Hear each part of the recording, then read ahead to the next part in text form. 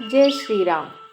तो कौशल्या माता को यहाँ प्रभु अपनी लीला दिखा रहे हैं और देखकर माता कौशल्या का शरीर पुलकित हो गया। मुख से वचन नहीं निकलता। तब आंखें मूंदकर उसने श्री रामचंद्र जी के चरणों में सिर नवाया। माता को आश्चर्यचकित देखकर खर के शत्रु श्री रामचंद्र जी फिर बाल रूप हो गए। स्तुति भी नहीं की जाती माता से कि मैंने जगत पिता परमात्मा को पुत्र करके जाना। श्री हरि ने माता को बहुत प्रकार से समझाया, हे माता सुनो, यह बात कहीं पर कहना नहीं। कौशल्या जी बार बार हाथ जोड़कर विनय करती हैं कि हे प्रभु, मुझे आपकी माया अब कभी न व्यापे। बार बार कौशल्या विनय करई कर जोरी, अब जनिक बहु व्यापे प्रभु मोहे माया तोरी। भगवान ने बहुत प्रकार से बाल लीलाएं की और अपने सेवकों को अत्यंत आनंद दिया। कुछ समय बीतने पर चारों भाई बड़े होकर कुटुंबियों को सुख देने वाले हुए। तब गुरुजी ने जाकर चूड़ा कर्म संस्कार किया। ब्राह्मणों ने फिर बहुत सी दक्षिणा पाई। चारों सुंदर राजकुमार बड़े ही मनोहर अपार चरित्र करते फिरते हैं, जो मन वचन और कर्म से अगोचर हैं। वही प्रभु दशरथ जी के आंगन में विचर रहे हैं। भोजन करने के समय जब राजा बुलाते हैं तब वे अपने बाल सखाओं के समाज को छोड़कर नहीं आते। कौशल्या जब बोलन आई, ठुमक ठुमक प्रभु चलहि पर आई। निगम नेति शिव अंत न पावा, ताहि धरे जन्नी हट धावा।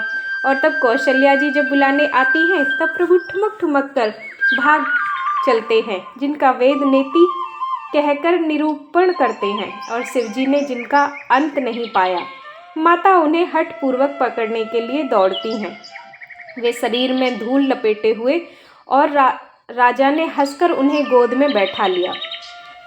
भोजन करते हैं पर चित्त चंचल है। अवसर पाकर मुंह में दही भात लपटाए किलकारी मारते हुए इधर उधर भाग चले।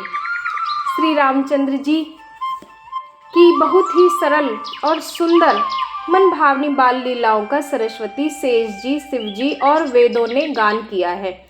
जिसका मन इन लीलाओं में अनुरक्त नहीं है, विधाता ने उन मनुष्यों की वंचित को वंचित कर दिया। जो ही सब भाई कुमार अवस्था के हुए, त्यों ही गुरु पिता और माता ने उनका यज्ञोपवीत संस्कार कर दिया।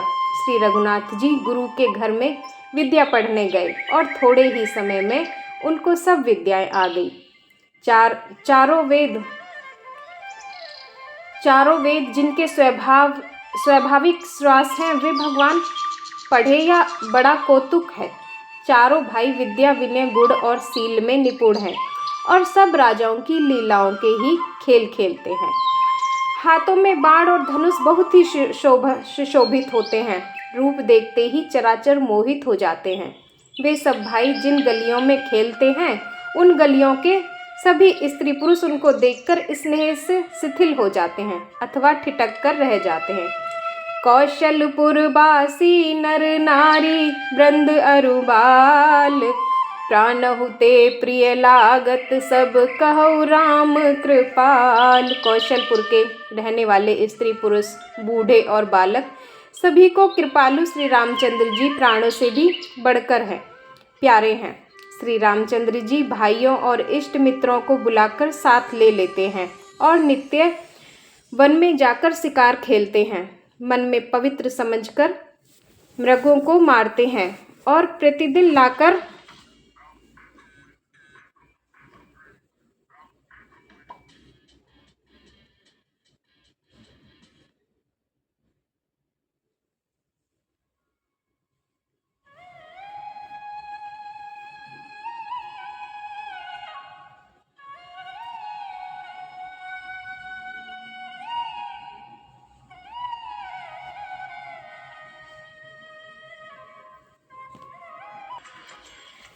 कृपा निधान श्री रामचंद्र जी वही सहयोग करते हैं। वे मन लगाकर वेद पुराण सुनते हैं और फिर स्वयं छोटे भाइयों को समझाकर कहते हैं। श्री रघुनाथ जी प्रातःकाल उठकर माता पिता और गुरु को मस्तक नवाते हैं और आज्ञा लेकर नगर का काम करते हैं। उनके चरित्र देख देख कर राजा मन में बड़े हर्षित होते हैं।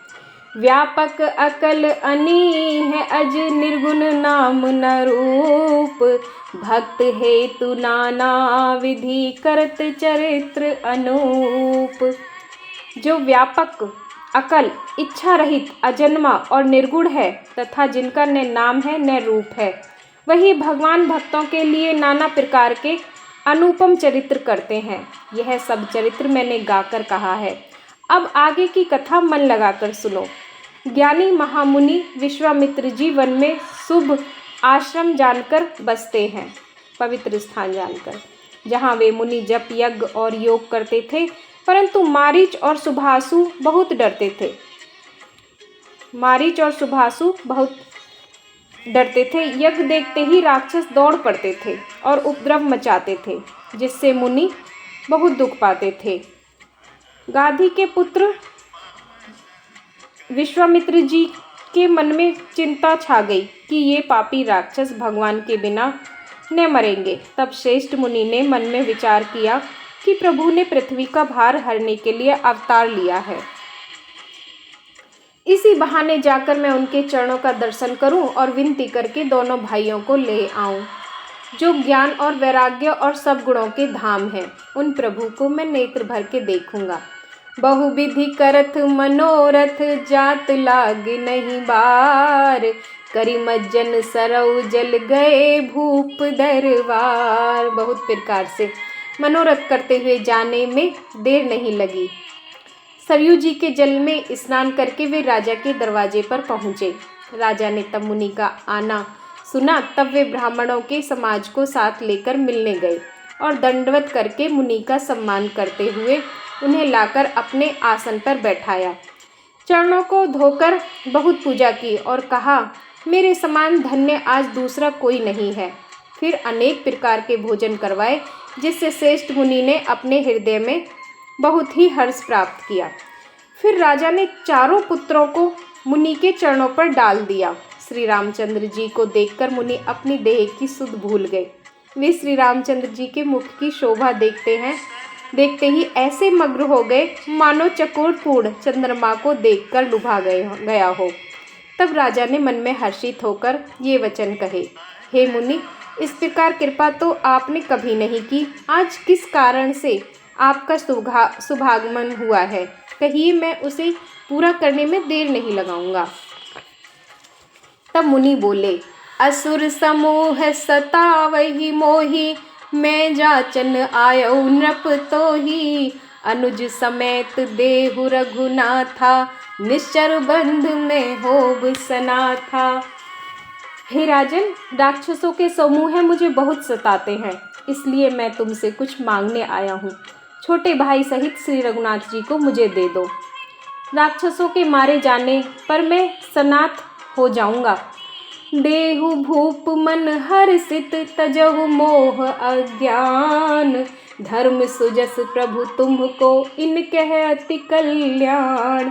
हे राजन, प्रसन्न मन से इनको दो, मोह और अज्ञान को छोड़ दो। हे स्वामी, इससे तुमको धर्म और संयुष की प्राप्ति होगी और इनका परम कल्याण होगा। अब राजा कहते हैं कि सुन राजा अति अप्रिय बानी, हृदय कंप मुख दुति कमलानी, चौथे पन पायौ सुत चारी, विप्र वचन नहीं कहेउ विचारी। राजा कहते हैं कि इस अत्यंत अप्रिय वाणी को सुनकर तब राजा कहते हैं कि राजा का हृदय कांप उठा और उनके मुख की कांति फीकी पड़ गई। हे ब्राह्मण, मैंने चौथे पन में 4 पुत्र पाए हैं, आपने विचार कर बात नहीं की। मांगहु भूमि धेनु धन कोसा, सर्वस देऊ आज सहरोसा, देह प्राण ते प्रिय कछु नाही, सोई मुनि देऊ निमिष एक माही। हे मुनि, आप पृथ्वी, गौ, धन और खजाना मांग लीजिए, मैं आज बड़े हर्ष के साथ अपना सर्वस्व दे दूंगा। देह और प्राण से अधिक प्यारा कुछ भी नहीं होता, मैं उसे भी एक पल में दे दूंगा। सभी पुत्र मुझसे प्राणों के समान प्यारे हैं, उनमें भी हे प्रभु राम को तो देते नहीं बनता। कहा अत्यंत डरावने और क्रूर राक्षस, और कहाँ परम किशोर अवस्था के मेरे सुंदर पुत्र। सब सुत प्रिय मोहे प्राण की नाई, राम देत नहीं बनई गोसाई। प्रेम रस में सनी हुई राजा की वाणी सुनकर ज्ञानी मुनि विश्वामित्र जी ने हृदय में बड़ा हर्ष माना। तब वशिष्ठ जी ने राजा को बहुत प्रकार से समझाया, जिससे राजा का संदेह नाश को प्राप्त हुआ। राजा ने बड़े ही आदर से दोनों पुत्रों को बुलाया और हृदय से लगाकर बहुत प्रकार से उन्हें शिक्षा दी। हे नाथ, ये दोनों पुत्र मेरे प्राण प्यारे हैं। हे मुनि, आप ही इनके पिता हैं, दूसरा कोई नहीं। अब आगे की कथा अगले भाग में। जय श्री राम। कथा पसंद आने पर चैनल सब्सक्राइब करें।